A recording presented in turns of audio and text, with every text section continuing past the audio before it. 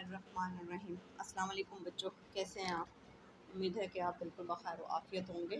अल्लाह ताला आपको अपने हिफ्ज़ व ईमान में रखे, आमीन। जी 10th क्लास, पिछली वीडियो में हमने अपने ऐसे पढ़ा था ईदैन और पैराग्राफ था हमारा 5वां। ठीक है, उम्मीद है कि आपने दोनों अच्छी तरह से याद कर लिए होंगे।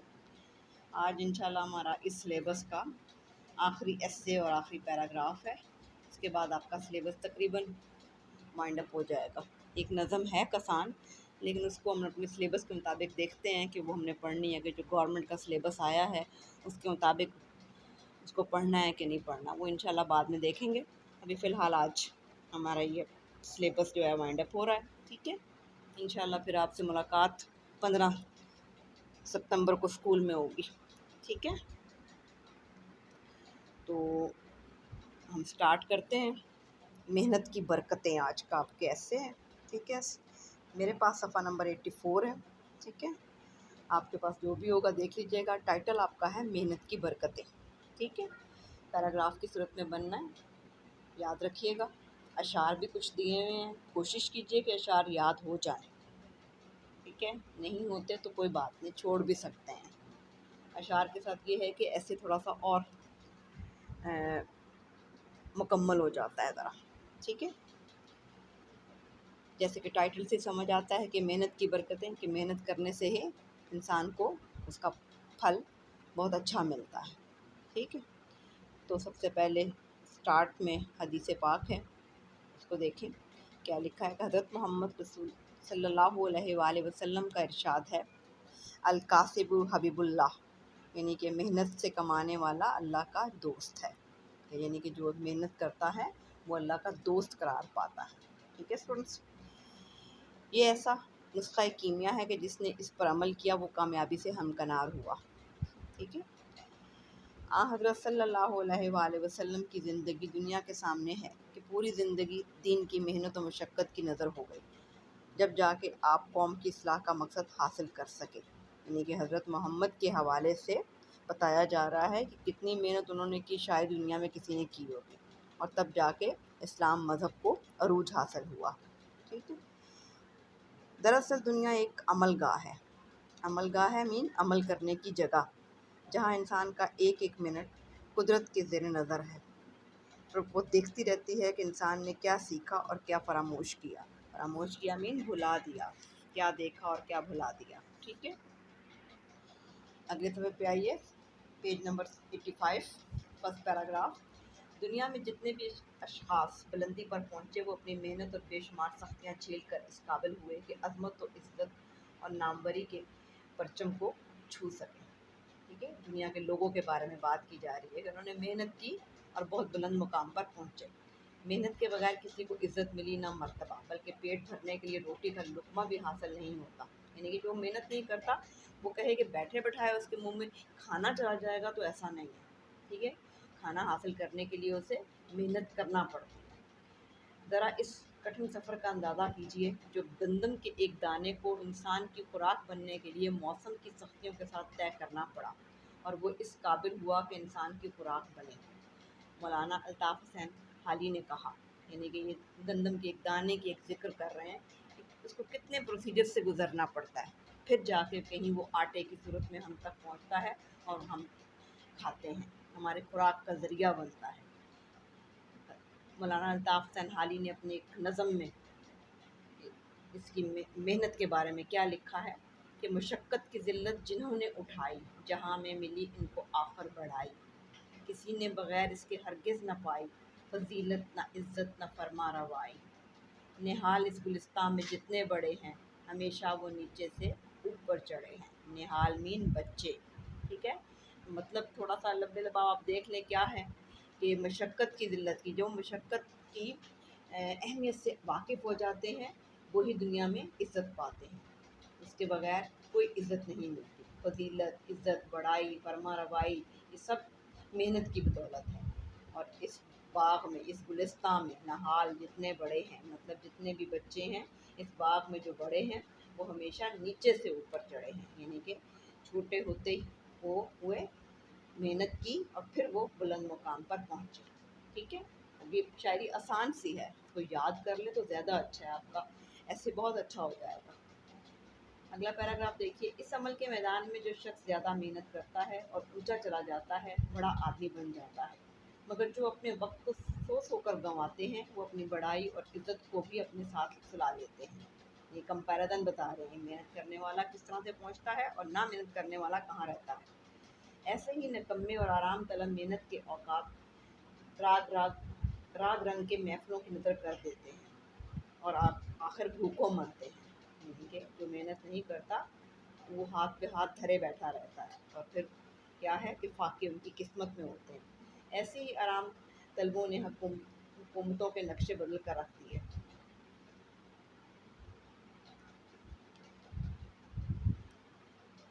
مسلمان قوم جب تک آرام طلبی پر محنت کو ترجیح دیتی رہی، دنیا کی اول درجے کی حاکم قوم شمار ہوتی رہی، اور دشمنوں کے دل اسے دیکھ کر دہکتے رہے۔ ٹھیک ہے، یعنی کہ مسلمان قوم نے محنت کے ذریعے عروج پایا۔ ٹھیک ہے، دشمن ان سے ڈرتے تھے، مگر جب آرام طلبی اور عیش و نشاط کے چکر میں پڑے تو نہ صرف اتنی بڑی سلطنت ہاتھ سے گئی بلکہ عزت نہ عظمت بچی، شان آن تفوق بڑائی میں سے کوئی چیز نہ رہی۔ اقبال نے فرمایا، یعنی کہ یہ ہمارے 1857 کی جنگ آزادی کا ذکر کرتے ہیں کہ جب بادشاہوں کی حکومت جو 800 سالہ حکومت تھی، اس کے آخری فرما روا جب عیش و عشرت میں پڑ گئے تو بالکل زیرو پوزیشن پر آ گئے۔ ٹھیک ہے، ان کا کوئی پرسان حال نہیں تھا، کوئی پوچھنے والا نہیں تھا۔ تو علامہ اقبال ان کے بارے میں کیا کہتے ہیں کہ تجھ کو بتاؤں میں تقدیر امم کیا ہے، شمشیر و ثنا اول طاؤس و رباب آخر۔ یعنی کہ اچھی جو قومیں ہیں ان کی تقدیر کیا ہوتی ہے، میں تمہیں بتاتا ہوں کہ شمشیر و ثنا اول کہ تلوار جو ہے وہ ان کے لیے اہمیت رکھتی ہے، طاؤس و رباب آخر کہ تخت اور محفل موسیقی جو ہے وہ آخر میں ہے۔ یہ ہمارے آخری بادشاہ جو تھے وہ ان چیزوں میں پڑ گئے تھے۔ ٹھیک ہے، موسیقی کی محفلیں سجانا، یہ کرنا، آرام طلب زندگی گزارنے لگ پڑے تھے، محنت سے ہاتھ اٹھا لیا تھا تو کیا ہوا کہ وہ برباد ہو گئے۔ اقبال کیا تھے، اس نام کے ہزاروں افراد ہوں گے، مگر اقبال کی محنت نے انہیں زمین سے اٹھایا اور آسمان پر جا بٹھایا۔ ٹھیک ہے، یہ علامہ اقبال کا ذکر کر رہے ہیں کہ ان کی شاعری ایسی بلبلہ انگیز تھی کہ انہوں نے ایک زمین پہ سے اٹھا کر انسان کو آسمان تک پہنچا دیا۔ قائد اعظم بھی محنت سے قائد اعظم بنے اور اپنی دن رات کی محنت سے دنیا کا نقشہ بدل کر رکھ دیا۔ ایک قوم کہنے والے ہندو اور اس کے مشیر خاص انگریز کو آخر کار دو قومی نظریہ ماننا ہی پڑا۔ ٹھیک ہے، یہ ہماری اس وقت کی پاکستان بننے سے پہلے کی جد و جہد بتائی ہے کہ اقبال نے اپنی شاعری کے ذریعے کس طرح سے لوگوں کو آگے لائے، اور پھر قائد اعظم نے کس طرح سے محنت کر کے دنیا کا اپنے پاکستان کا اپنا نقشہ جو ہے تبدیل کر دیا۔ ٹھیک ہے، جو کہتے تھے کہ جی ہم ایک قوم ہیں ہندو اور مسلمان، تو ان کا نقشہ بدل دیا گیا اور صرف دو قومی نظریہ انگریزوں کو ماننا پڑا۔ اور اقبال کے تخیل، قائد اعظم کی محنت اور تدبر سے پاکستان کی شکل میں ایک ملک دنیا کے نقشے پر ظہور پذیر ہوا کہ آ گیا۔ ٹھیک ہے، آخری پیراگراف دیکھیے، مدرسے کے استاد محنت کے بغیر ماسٹر نہیں بنے۔ ٹھیک ہے، یعنی کہ کوئی بھی استاد جو ہے وہ محنت کر کے نہیں آگے تک پہنچا۔ بچے تھے، پڑھتے تھے، محنت سے اپنے اسباق یاد کرتے تھے، اپنے استادوں کی جھڑکیاں سہتے تھے، آخر ان کی محنت رنگ لائی اور آج مدرسے میں استاد کی کرسی پر جلوہ افروز ہیں، یعنی کہ بیٹھے ہوئے ہیں۔ شاگرد بھی جب تک محنت سے اپنے اسباق یاد نہیں کرتے کامیاب نہیں ہوتے۔ نکمے اور محنت نہ کرنے والے طالب علم فیل ہو کر سب کو بتاتے ہیں کہ محنت کرو گے تو کامیاب ہوگے، محنت نہیں کرو گے تو ہماری طرح فیل ہوتے رہو گے۔ ٹھیک ہے، یعنی کہ یہ طالب علموں کے حوالے سے بھی بات کر دی گئی کہ محنت کریں گے تو آپ کو بہت کچھ ملے گا، ادروائز آپ کو کچھ نہیں ملے گا۔ ٹھیک ہے اسٹوڈنٹ، یہ آپ نے اپنے الفاظ میں لکھنے کی کوشش کرنی ہے، آسان الفاظ میں لکھا ہوا ہے۔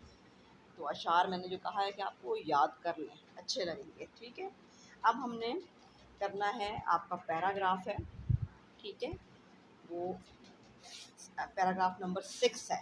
ٹھیک ہے، اس سے پہلے ہم نے 5واں کیا تھا۔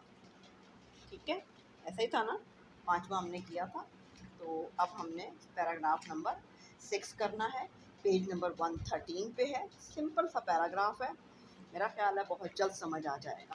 ٹھیک ہے، مختلف انسان مختلف زبانیں بولتے ہیں، ज़बानों को इनके माहिरों ने मुख्तलिफ ख़ानदानों में तकसीम कर रखा है, यानी कि ज़बान के ऊपर ये पैराग्राफ है। इनमें दो ख़ानदान बहुत मशहूर हैं, एक सामी और दूसरा आर्याई। ठीक है, ये ज़बानों के ख़ानदानों के नाम हैं। ठीक है, सामी ख़ानदान में अरबी और अरबानी वगैरह ज़बानें शामिल हैं, यानी कि जो सामी ख़ानदान है उनमें अरबी और अबरानी बोली जाती है।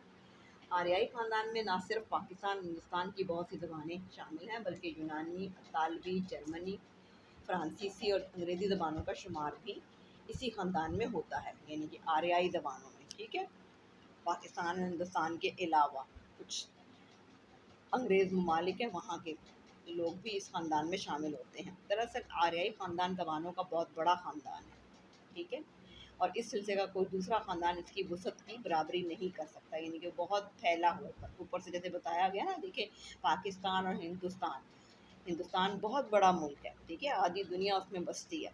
उसके बाद यूनान, इतालवी, जर्मन, फ्रांस और अंग्रेज़ी ज़बान, यानी कि ये सब ख़ानदान जो हैं आर्याई ज़बान से ताल्लुक़ रखते हैं। इन ज़बानों के आर्याई ख़ानदान की शुआएँ पाकिस्तान, हिंदुस्तान, ईरान, इंग्लिस्तान और यूरोप के मुख्तलिफ ममालिक तक फैली हुई हैं। उनका एरिया भी बता दिया कि वहाँ कहाँ तक जाती हैं। ठीक है, सिंपल सा पैराग्राफ है। अब इसके आंसर देखिएगा।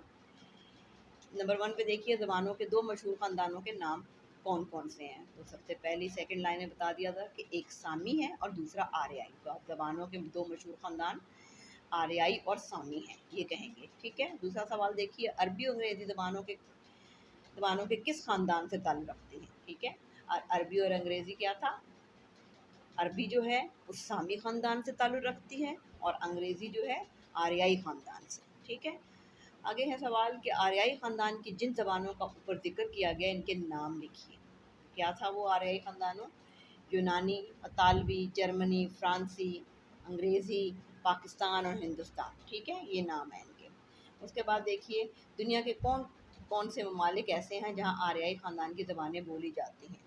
ठीक है, तो इसमें हमने आखिर में देखें लिखा हुआ आखिरी लाइन में कि पाकिस्तान, हिंदुस्तान, ईरान, अफ़गानिस्तान, इंग्लिस्तान और यूरोप के ममालिक में आर्याई ज़बान बोली जाती है। ठीक है, अब वो कहता है कि हमारी कौमी ज़बान किस ख़ानदान से ताल्लुक़ रखती है। ठीक है, तो हमारी कौमी ज़बान पाकिस्तान के हवाले से बात करेंगे ना, तो उर्दू है, तो उर्दू किस ख़ानदान से ताल्लुक़ रखती है, आर्याई ज़बान से। ठीक है स्टूडेंट्स, तो ये सिंपल से इनके आंसर थे। उम्मीद है कि आपको समझ आ गए होंगे, अच्छी तरह से गौर से सुने हैं।